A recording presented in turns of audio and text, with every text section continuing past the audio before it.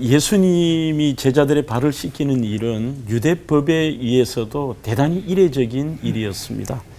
보통 유대법 속에는 아내가 남편의 발을, 그리고 제자가 스승의 발을, 더 나아가서 자녀가 아버지의 발을 닦는 이러한 경우도 우리는 너무나도 성경에서 많은 이야기를 듣고 또 예수님의 제자들의 발을 씻기는 사건을 들었으므로 아주 평이한 사건이라고 생각하지만, 이렇게 당연한 세 가지의 경우도 이스라엘 백성들에게 있어서는 대단히 이례적인 일이었다는 사실입니다. 그렇다면 심지어 유대 전승에 따르면 유대 노예들도 그 주인들의 발을 씻겨야 될 의무가 없다는 사실입니다. 오히려 이방인 노예들에게만 행해졌던 그런 것이 바로 상전의 발을 씻기는 일이었다는 것이죠. 그래서 예수님께서 제자들의 발을 씻기셨다는 것은 파격적인 것을 넘어선 대단히 충격적인 사건이었다. 이것을 저희들이 기억해야 할 것입니다. 예수님의 이 세족의 사건은 성경 말씀을 통해서 두 가지의 의미를 가지고 있습니다. 그 첫 번째 의미는 정결의 의미입니다. 우리가 씻는다고 하는 사실이 그렇습니다만, 예수님은 이 세족식을 통해 제자들의 발을 씻기며 특히 우리가 알고 있는 베드로와의 대화를 통해서 그의 세족이 가지는 정결의 의미를 소개했습니다. 그 다음에 두 번째는 우리 모든 사람들이 알고 있는 바로 겸손의 섬김의 모습이 13장 20절로 30절까지 나와 있습니다. 예수님은 위대한 하나님의 본체이십니다. 그리고 메시아이시고 만왕의 왕이시며, 또 빌립보서에 보면 그분이 받으셔야 될 영광과 모든 내용은 하나님과 동등되시다 함에도 불구하고 이 땅에 오셔서 오심 자체가 우리가 이 성탄은 예수님의 섬김의 극치의 사건인 것이죠.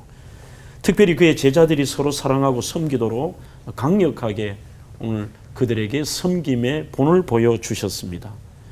콜린지 크루즈라는 분의 책에 보면 더 높은 신분을 가진 자가 겉옷을 벗고 수건을 허리에 둘렀을 때부터 종의 자세를 취하신 것이고, 이런 더 높은 신분을 가진 자가 자기보다 낮은 신분의 사람의 발을 씻긴 예는 지금의 역사상 그 내용을 찾아볼 수가 없다는 겁니다. 우리는 너무나도 성경을 많이 접함으로 그 감동이 떨어지는 이런 일이 없어야 할 것입니다. 발을 씻긴 부류 속에는 근본 주제처럼 예수님을 팔아넘긴 가룟 유다까지 포함되어 있다는 것이 우리에게는 가히 충격적인 사실입니다. 이 장면은 예수님이 자기 사람들에 대한, 저는 이렇게 표현하고 싶습니다, 완전한 사랑이라. 특히 이것은 강력한 성도들의 삶에 대해서 아이들을 우리가 설교를 할 때나 어떤 가르침을 할 때 시청각을 많이 합니다. 그 강렬함은 평생 남아 있습니다. 몸에 경험시키고자 하는 그 제자들 입장을 제가 되어보았습니다. 우리 성경에 사도 바울의 표현 중에 흔적이라는 말이 있습니다. 그러나 엄밀한 의미의 그 스티그마라고 하는 원문은 상처라는 뜻이 많습니다. 이 상처라는 것은 평생 지워지지 않는다는 것이죠. 바로 예수님이 제자들의 발을 씻기면 섬김의 본을 보여주면서 너희들의 평생, 오늘 내가 너의 발을 만지고 너의 그 발에 남긴 이 흔적들을 평생 기억하거라. 아니, 어찌 보면 제자들은 이 가룟 유다를 제외한 모든 제자들은 예수님이 남기신 그 흔적들을 평생 그것을 가슴에 품고 살았을 것입니다. 매일 반복되는 이 발을 씻기는 행위를 할 때마다 그것이 떠오를 수 있는, 이거는 뭐 자기가 어떻게 생각하지 않을 수 없는, 씻을 때마다 우리 예수님의 그 본을 생각하게 만드는 것입니다. 그리고 그렇게 살아야 되겠다는 결단을 하게 하는 중요한 예수님의 시청각이었다고 생각합니다. 칼빈이라는 분도 그의 책에서 이 세족식에 대한 언급 가운데 근본 주제인 바로 가룟 유다에 대한 부분도 이렇게 설명하고 있습니다. 세족식은 미리 제자들의 마음을 다지는 것과 특별히 끝까지 유다의 이름을 지목하지 않은 것은 그에게 회개의 문을 완전히 봉쇄하지 않기 위해서였다. 그렇게 설명하고 있습니다. 이것은 예수님의 가룟 유다에 대한 의도를 가장 잘 정리한 것이 아니냐, 그런 생각을 저는 합니다. 한마디로 당신을 팔려고 하는 악한 자, 이 가룟 유다조차도 가장 정말 끝까지 내가 너를 사랑한다 하고 포기하지 않으시는 그 주님의 사랑의 극치의 사건이 가룟 유다의 발을 씻기시는 예수님의 모습입니다. 우리는 신앙생활의 목표가 무엇일 겁니까? 흔히들 말하는 것을 예수님 닮는다. 예수님 닮는다. 어찌 보면 예수님께서 우리에게 남겨주신 그 사랑의 흔적과 그분의 시청각을 통해서 우리 속에 있는 정말 연약하고 부족하지만 그 남긴 흔적을 저희들이 날마다 생각하며 예수님의 마음을 품는 것입니다. 고성준의 예수마음 프로젝트라는 책에 보면 그 바로 예수님의 마음을 품는 3단계가 있다고 얘기합니다. 첫 단계는 배움의 단계입니다. 그리고 두 번째 단계는 오직 그 배움의 단계를 넘어서 확신의 단계에 들어갑니다. 우리가 영어로 reinforcement라고 하는데 강화를 번역해서 확신이라고 이런 표현을 하죠. 그러면 그 확신에 가기 위해서는 저는 반복밖에 없다고 생각합니다.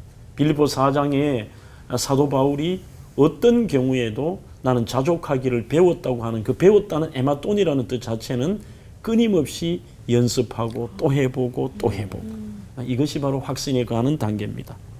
마지막 세 번째로는 거함의 단계입니다. 그것은 바로 늘 마음에 두는 것인데 의식하고 사는 것. 내 마음이 거기에 있다는 겁니다. 내 마음이 거기에 있다.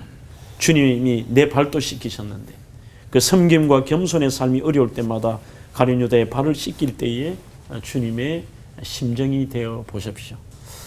저는 흉내라는 말이 좋지 않다고 생각하는데 이 부분만큼은 참 중요한 단어라고 생각합니다.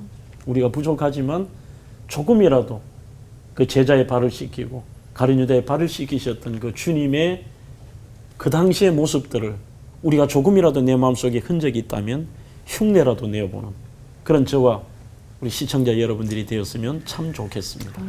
기도하겠습니다. 하나님 참 감사합니다. 우리가 과연 이런 사랑을 받을 자격이 없지만 일방적인 주님의 사랑으로 주님의 사랑이 되게 하셨고 부족하지만 너도 그렇게 살아라. 너도 그렇게 살아라. 친히 보여주시고 우리에게 아름다운 흔적을 남겨주셨습니다. 예수님 흉내라도 낼 수 있는 저희들이 되게 하옵소서. 아멘. 예수님 이름으로 기도하옵나이다. 아멘. 아멘. 왜 사탄이 유다에게 들어갔는지가 좀 궁금해지는데 단지 하나님의 계획이라는 큰 그림만 있었던 건지 아니면 예수님을 팔 생각을 사탄이 집어넣게 된 유다의 어떤 결정적인 행동이나 어떤 말이 있지 않았을까. 그래서 장창수 목사님께 우리도 언제든지 그럴 수 있을 것 같은데 이게 어떻게 된 건지 좀 궁금합니다. 지금 대단히 중요한 질문인 것 같은데 이 자칫하면 유다가 하나님의 이 구원 계획 속에 도구로 사용했다라는 이런 엄청난 오해의 소지가 있다는 거예요. 결국은 하나님의 계획과 예정 속에 있는데 그가 도구로 쓰인 것이 아니냐.